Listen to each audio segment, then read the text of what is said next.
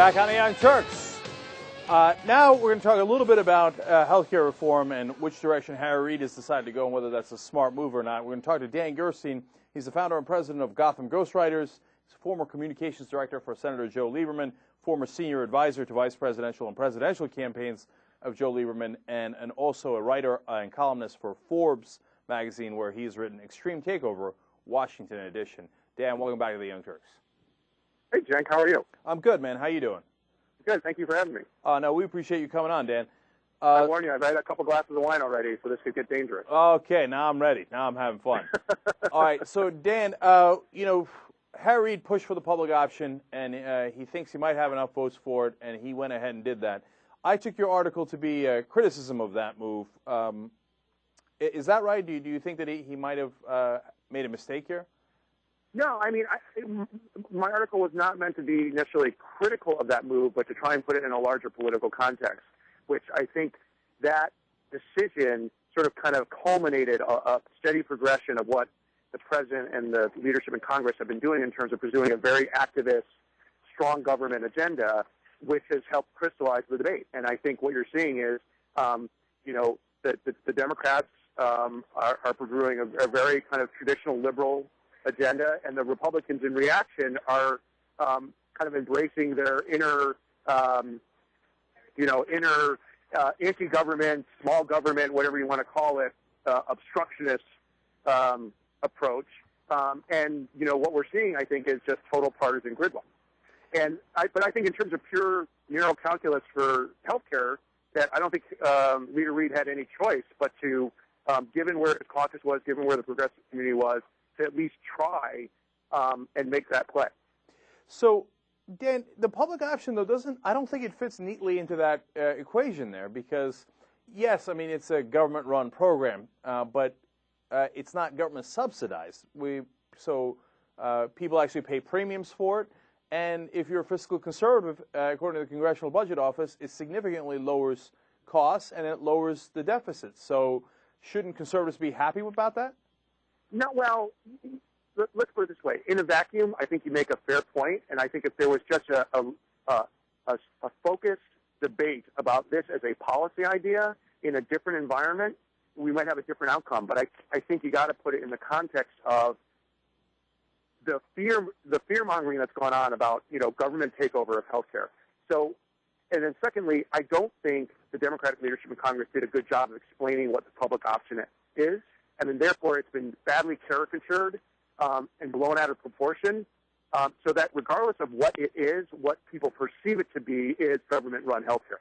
But, Dan, I mean, isn't that giving into the fear-mongering if you accept that context and that caricature and say, well, then I'm not going to do the public option because they scared everybody that it was a government takeover? I'm not taking sides in that. I'm just sort of saying that it's leaving aside my own personal feelings, just doing an analysis. I think the impact of this is, again, if it were just in a vacuum, I think it would be one thing, but it's come on the heels of the bailouts. It's come on the heels of the takeover of the auto companies. It's come on the heels of a massive stimulus bill. It's come on the heels of many other government actions, the Consumer Financial Protection Agency.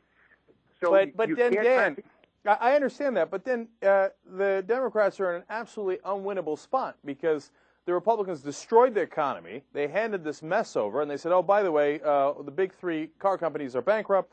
We're in a massive recession. Some economists say depression. I don't really believe that, but in a massive recession, and good luck. Okay, so now what's Obama supposed to do? Almost every sane economist in the world thinks he should do stimulus spending. No, but Jake, you're misunderstanding me. I'm not saying they shouldn't have done those things. I supported a lot of those things. And in many cases, they were absolutely necessary and vital to helping the economy. All I'm saying, though, is the cumulative impact in terms of the perception of where the two parties is has kind of like dragged both of them to their extremes.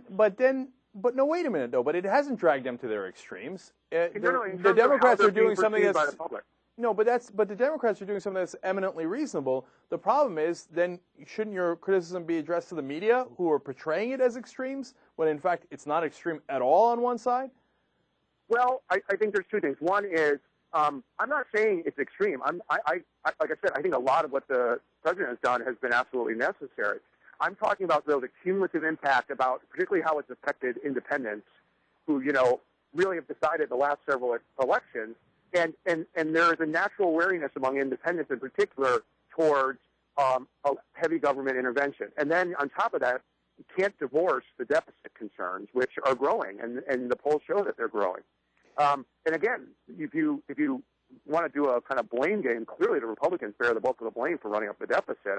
That's not the issue. It's just now that we're in this climate, and it's become this big problem, the Democrats unfortunately own it.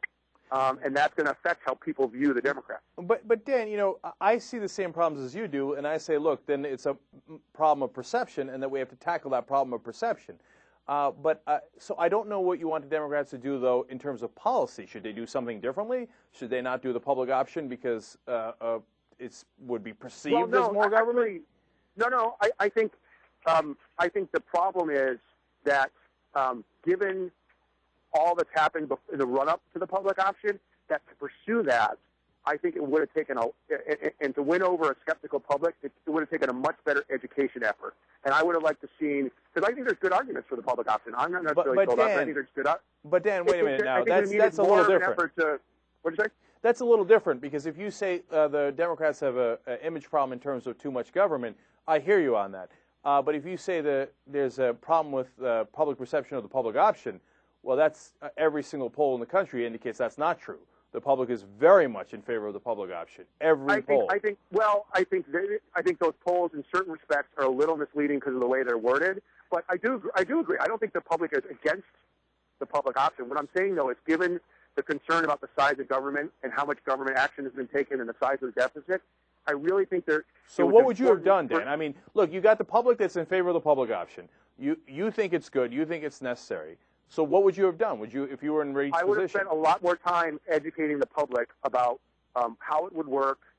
I think this is really a leadership failure on the part of the Democrats in Congress to not sort of explain to the American people how this would work. And I don't disagree with that part, but given where we were, would you have put it in the bill or no? I would have liked to see if the president thought it was a priority. I would have liked to see the president really lead on that, and then go to the American people and say, this is central to lowering the cost of health care, and here's how it would work. Then I think the numbers would be even better than they are right now. I think you're right. I think they have rebounded from where they were before because better information's getting out. But again, I think unfortunately we started off in a little bit of a hole that could have been avoided, I guess is my point. All right. One last question. Of course, your former boss became relevant in this debate when he said that he might join a Republican filibuster. Now, in the past, we got quotes today from '94 when he says filibusters are heinous, and of course, he was part of the Gang of 14 that said that they should be used only under extraordinary circumstances. Does he really help the debate here by joining Republicans possibly in killing health care reform entirely? Well, I'm not going to be in the position of defending what he's doing because, to be honest with you, I'm still close to him. I still have great affection for him, but I disagree with him on this. I myself might vote against the final bill. I don't know. I would have to see it, but I would not filibuster. And I think there are other ways to kind of address the concerns that he has, and I think a lot of moderate Democrats have about the cost factor, which I think is a real weakness of the two bills that are coming out of the House and Senate, is they don't do enough to contain costs, and because of political concessions they've had to make. Yeah, I absolutely agree with that, too. Final political question for you, since, of course, you were a senior political advisor. If he joins the Republican filibuster and kills health care reform, I don't honestly see it playing out that way. But if it does happen that way and he delivers on this threat, is he done in Connecticut? I mean, can he really recover from that? No, I don't think that will do him in. I mean, I tend to think that there's no way he could win the Democratic nomination in Connecticut.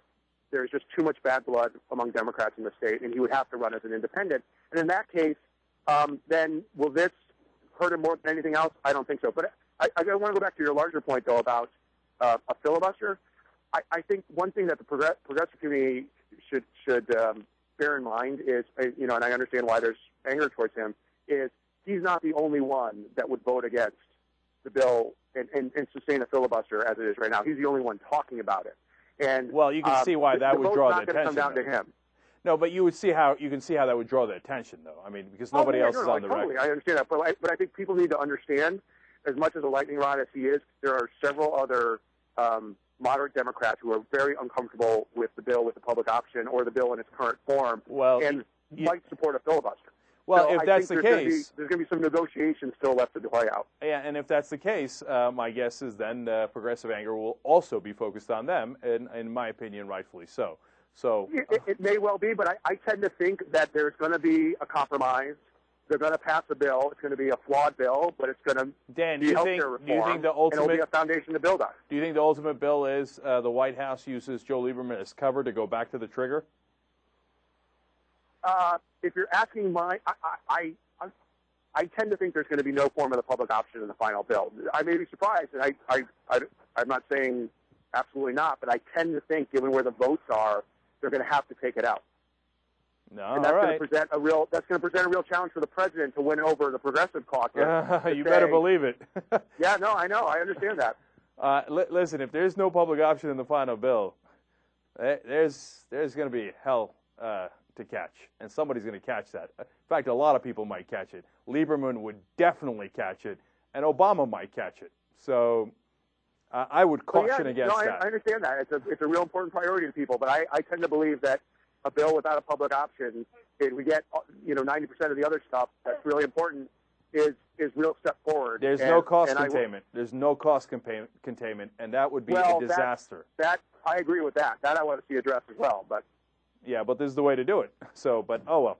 Okay, we'll see how it plays out. It's a really interesting conversation, and Dan Gerstein's with Forbes, and he's with Gotham Ghostwriters. Dan, as always, pleasure talking to you. We appreciate you coming on. Thanks, Jack. Take care. All right, you too. Young Turks.